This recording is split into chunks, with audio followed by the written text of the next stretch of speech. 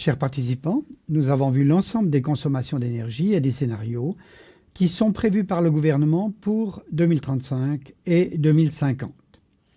Penchons-nous maintenant sur ce qui est prévu dans les scénarios en matière d'électricité, qui est la partie en dessous de cette barre rouge que nous avons rappelée ici sur la consommation des énergies finales de 2011. Et pour ce faire, on va utiliser notre calculateur avec la représentation mensuelle. Et cette base mensuelle nous permet de bien voir la variation saisonnière de nos besoins en énergie en Suisse. Et ça, c'est basé pour l'instant sur 2011. Et nous allons voir maintenant ce qui en est pour l'électricité. Et nous voyons sur ce diagramme valable pour 2011 qu'il y avait une demande qui était représentée par cette ligne en escalier trétillé. Et nous avons vu que les barres verticales correspondent à la production d'électricité en Suisse, ceci de janvier à décembre, et dans une unité qui est les gigawattheures. Maintenant, pour encore simplifier les choses, nous allons visualiser que la consommation d'énergie électrique en 2011 ici, et lui ajouter maintenant, la comparer avec une consommation en 2050, par exemple, le scénario faible consommation 2050. Et à ce moment-là, qu'obtenons-nous? Nous voyons qu'il y a une nouvelle ligne en escalier qui a été introduite. Elle est en trait continu et elle représente la demande 2050 telle qu'elle est prévue par ce scénario basse consommation de 2050. Ce qu'on voit ici, c'est qu'il y a moins de besoins en hiver que ce qu'il y avait en 2011. Je rappelle que c'est le scénario basse consommation. Maintenant, on va essayer de construire. Alors, d'abord, on va mettre le nucléaire parce que c'était l'élément que nous avions en 2011 et qui a disparu en 2050. Cette petite barre en bas est plus un artifice graphique et qui n'a pas de signification. Et maintenant, ce qu'on doit dire, d'abord, dans un tout premier temps, on veut remplacer cette énergie nucléaire et on veut le faire en grande partie avec des énergies renouvelables. Ce sont en tout cas les projets. Alors, on va commencer par se pencher sur la géothermie et on voit ici que la géothermie, telle qu'elle est prévue, c'est de la géothermie de haute profondeur puisqu'on va descendre jusqu'à 3000 mètres et plus de profondeur, 3000 à 5000, pour essayer d'avoir des températures de l'ordre de 150 à 200 degrés qui permettent de convertir en électricité de manière valable par des cycles thermiques. Eh bien, on voit ici qu'il y a une production prévue de l'ordre de 370 gigawattheures par mois, ce qui va correspondre aux moyennes sur l'année à une production d'environ 7% de la consommation en 2050 qui serait faite sur des bases géothermiques. Par ailleurs, on parle beaucoup d'éoliennes, bien sûr, et les éoliennes ont un avantage, c'est qu'elles ont tendance à produire un tout petit peu plus en hiver qu'en été. Ensuite, on peut rajouter bien sûr le photovoltaïque, qui est représenté ici par ces barres jaunes et où on a alors un très fort caractère saisonnier. On le sait de la part de l'Allemagne qu'il y a environ un cinquième de la production qui se fait en décembre-janvier par opposition à juin-juillet. Donc on a dans une configuration où il y a une compensation saisonnière qui ne se fait pas par rapport au nucléaire notamment. Alors, qu'est-ce qu'on a d'autre à disposition? Eh bien, on va pouvoir utiliser naturellement notre hydraulique, mais l'hydraulique au fil de l'eau, elle a encore une caractéristique saisonnière encore plus marquée, ce qui fait qu'on se retrouve vraiment avec des besoins très forts en hiver par rapport aux besoins d'été. Et l'hydraulique à accumulation est certes très très valable parce qu'elle va nous permettre d'être beaucoup plus flexible et là on voit qu'on peut compenser un peu, surtout avec le rehaussement des barrages, on peut compenser un peu en turbinant un peu moins l'été et en turbinant un peu plus l'hiver grâce à la capacité d'eau accumulée dans nos barrages. Mais il nous reste toujours un déficit hivernal, même si en été on commence à avoir un surplus intéressant que l'on peut exporter ou que l'on peut convertir en carburant synthétique pour l'utiliser en hiver. Donc, ce qui est prévu dans ce scénario ici, c'est d'utiliser surtout des centrales chaleur-force qui vont nous permettre d'équilibrer le bilan et qui, en hiver, ici on a établi le calculateur de telle sorte qu'on ne produise pas, même en chaleur force ou très peu en chaleur force pendant l'été, si on n'en a pas vraiment besoin, puisqu'on a un surplus. Par conséquent, c'est un peu un défi économique pour ces installations, car si on ne produit pas en été, bien sûr qu'il faut amortir seulement sur les mois d'hiver, et ça c'est un paramètre qui rend les choses économiquement plus difficiles pour les centrales chaleur-force.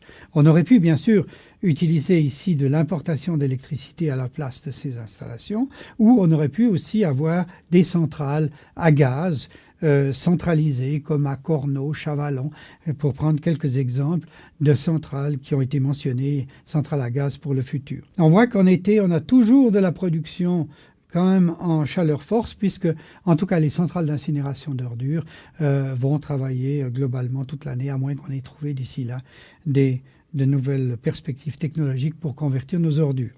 Analysons maintenant les paramètres qui ont été définis pour pouvoir choisir ces scénarios dans le calculateur.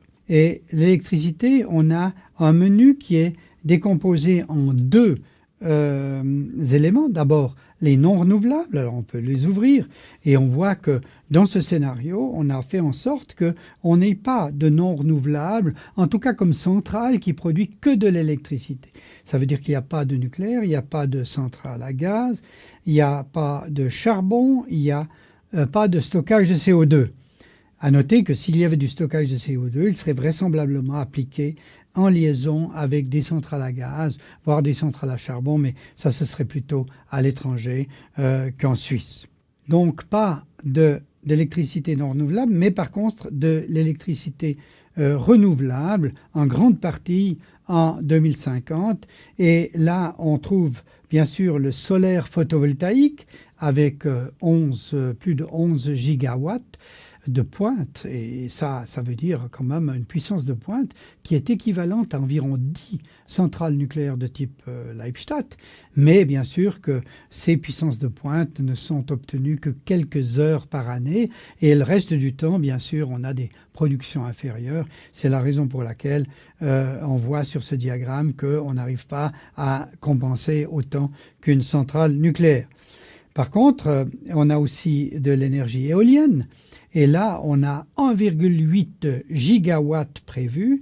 Et ça aussi, ça correspond à une fois et demie la puissance de Leibstadt, par exemple, ce qui n'est pas négligeable. Mais de nouveau, il s'agit de puissance stochastique, c'est-à-dire de puissance que l'on ne peut pas capter ou sur lesquelles on ne peut pas compter toujours.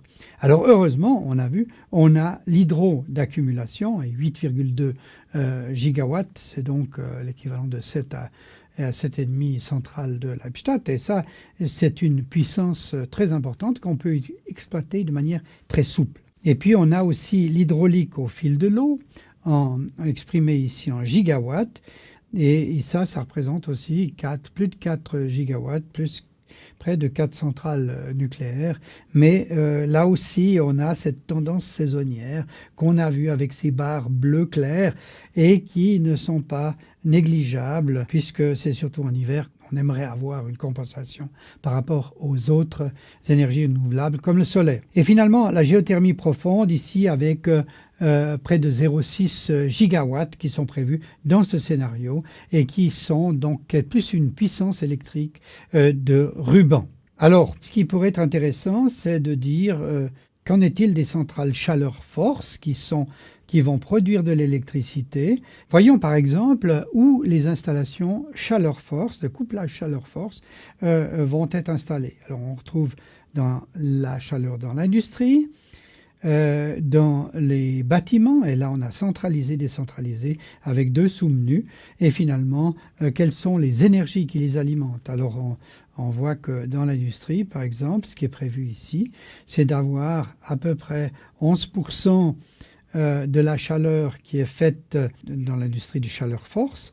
On voit que les chaudières représentent toujours 62%, et puis le chauffage électrique, car des procédés à haute température sont nécessaires, représente aussi quelques 27% de ce qui est prévu pour la chaleur en 2050, mais avec des incidences aussi pour ce qui est du chaleur force sur la production d'électricité qui sont bienvenues. Et la même chose dans les bâtiments et autres. Par ailleurs, ce qui n'est pas inintéressant, c'est de voir pour l'électricité quelles ont été les hypothèses faites au niveau du transfert des carburants sur l'électricité au niveau des véhicules. Et là, on peut alors ouvrir le menu transport et on peut voir d'abord les hypothèses faites au niveau des transports publics. On admet que 55% des kilomètres seront parcourus par des transports publics. Et puis, les transports de marchandises seront faits à 60% par le train, donc par l'électricité. Et puis, on a aussi une part de biocarburant qui est considérée là. Mais maintenant, si on regarde les types de véhicules de tout chacun, les véhicules privés, eh bien, on voit qu'il y aura à peu près, ce qui est prévu, c'est autour des 22% de véhicules électriques qui vont donc ponctionner sur le réseau de l'électricité. Il y aura à peu près 15%, un peu plus de 15% de véhicules hybrides et hybrides rechargeables qui vont partiellement utiliser aussi le réseau pour se recharger. Il y aura des véhicules au gaz naturel pour 2%, des véhicules à hydrogène 4%.